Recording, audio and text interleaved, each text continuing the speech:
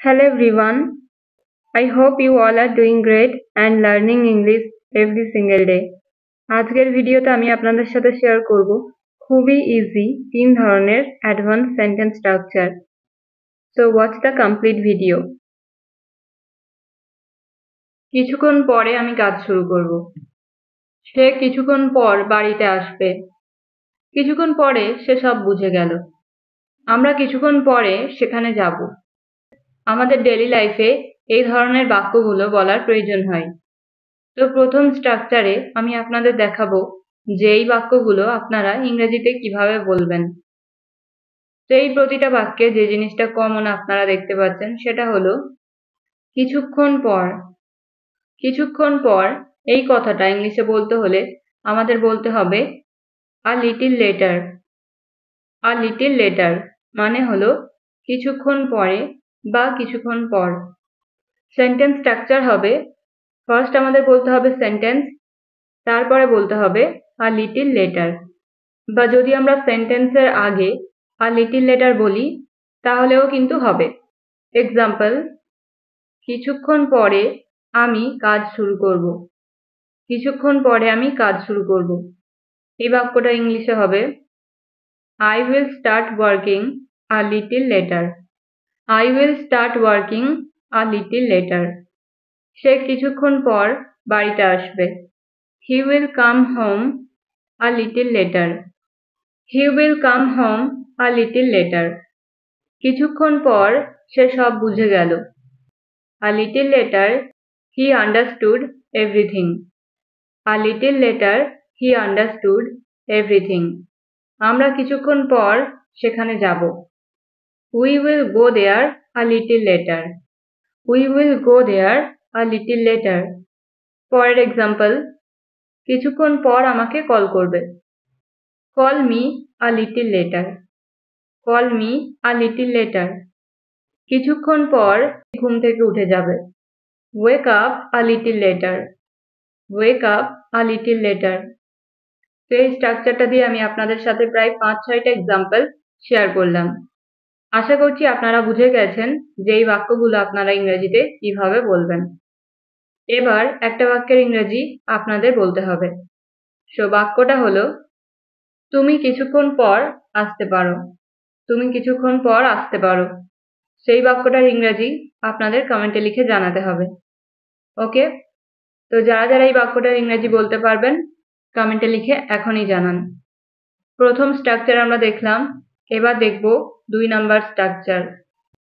আমরা কখনো কখনো এরকম ধরনের বাক্যগুলো বলে থাকি, যেমন আমার দুধে অ্যালার্জি, আমার ডিমে অ্যালার্জি, আমার মাংসতে অ্যালার্জি। তো ফ্রেন্ডস, এই ধরনের বাক্যগুলো কিন্তু অনেক সময় আমরা ব্যবহার করে থাকি। তো এই ধরনের বাক্যগুলো বলতে হলে কমপ্লিট সেন্টেন্স স্ট্রাকচার হবে subject plus am is are plus allergic to plus other word. Okay, তো এই হলো sentence structure.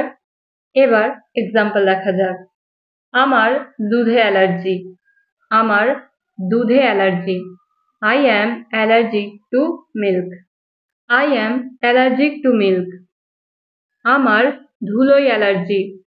I am allergic to dust. I am allergic to dust. আমার পারফিউমে allergy. I am allergic to perfume. I am allergic to perfume. পরের example, আমার ডিমে allergy.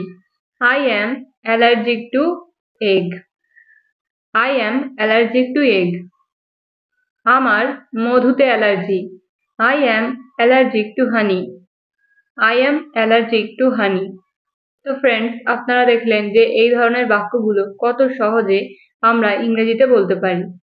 Just আমাদের এই simple স্ট্রাকচারটা মনে রাখতে হবে, রাইট? তো এবার একটা বাক্যের ইংরেজি আপনারা বলবেন। সো বাক্যটা হলো আমার দইয়ে অ্যালার্জি। আমার দইয়ে অ্যালার্জি। এই বাক্যটার ইংরেজি আপনারা কমেন্টে লিখে জানান। Now let's see the next structure. একদিক থেকে সে ঠিক। একদিক থেকে সে সত্যি বলছে। একদিক থেকে তুমি ভালো করছো। একদিক থেকে তুমি আমার ভাই। আমরা আমাদের ডেইলি লাইফে এই ধরনের বাক্যগুলো অনেক বেশি ব্যবহার করে থাকি। তো আপনারা কি জানেন এই বাক্যগুলো ইংরেজিতে কিভাবে বলতে হয়? ওয়েল, ডোন্ট ওয়ারি, কারণ এই স্ট্রাকচারে আপনারা দেখবেন যে এই বাক্যগুলো আপনারা ইংরেজিতে কিভাবে বলবেন। ওকে? তো এই যে প্রতিটা বাক্যে যে জিনিসটা সেম সেটা হচ্ছে একদিক থেকে। একদিক থেকে কথাটা ইংরেজিতে বলতে হলে আমাদের ইংলিশে যে ফ্রেজটার ব্যবহার করতে হবে সেটা হলো in a way. In a way মানে হলো একদিক থেকে। তো এই ধরনের বাক্যগুলো ইংরেজিতে বলা কিন্তু খুবই সহজ, কারণ সেন্টেন্স স্ট্রাকচারটা খুবই ইজি। ফার্স্ট আমাদের বলতে হবে ইন আ ওয়ে এবং শেষে বলতে হবে সেন্টেন্স। তো চলুন এবার আরো ভালোভাবে বুঝতে কয়েকটি এক্সাম্পল দেখা যাক। প্রথম হলো একদিক থেকে সে ঠিক। In a way he is right. In a way he is right. একদিক থেকে সে সত্যি বলছে। In a way he is speaking the truth. In a way he is speaking the truth. একদিক থেকে তুমি ভালো করছো। In a way you are doing well. In a way you are doing well. তো আপনারা দেখতে পাচ্ছেন যে কত সহজে এই বাক্যগুলো বলা যায়। তো চলুন আরো কয়েকটা এই ধরনের এক্সাম্পল দেখা যাক। একদিক থেকে সে এখানে আসতে পারবে না। In a way he can not come here. In a way he can not come here. একদিক থেকে তুমি শেখাতে পারো। একদিক থেকে তুমি শেখাতে পারো। In a way you can teach. In a way you can teach. একদিক থেকে সে আমার ভাই। In a way he is my brother.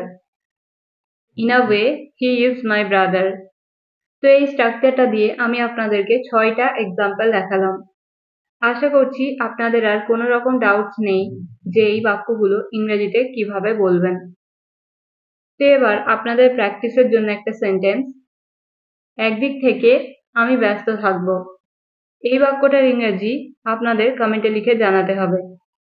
তো যারা যারা এই বাক্যটা ইংলিশে বলতে পারবেন অবশ্যই কমেন্টে লিখে জানান। আমি প্রতিটা স্ট্রাকচারের শেষে আপনাদের প্র্যাকটিসের জন্য একটা করে সেন্টেন্স বলে থাকি, তার কারণ হলো ভিডিওটা দেখার সাথে সাথে যাতে আপনাদের একবার করে প্র্যাকটিসও হয়ে যায়। সো আপনারা এই প্রতিটা সেন্টেন্সের অ্যান্সার কমেন্টে লিখে জানাবেন। তো এই ভিডিওতে আমি আপনাদের সাথে 3 ধরনের সেন্টেন্স স্ট্রাকচার শেয়ার করলাম। আই হোপ আপনারা এই ভিডিওটা থেকে নতুন কিছু শিখেছেন। যদি ভিডিওটা ভালো লেগে থাকে তাহলে ভিডিওটা অবশ্যই লাইক করবেন, শেয়ার করবেন এবং কমেন্ট করবেন। Thank you so much for watching. আবার একটা নতুন ভিডিওর সাথে দেখা হবে। Till then stay happy and keep learning.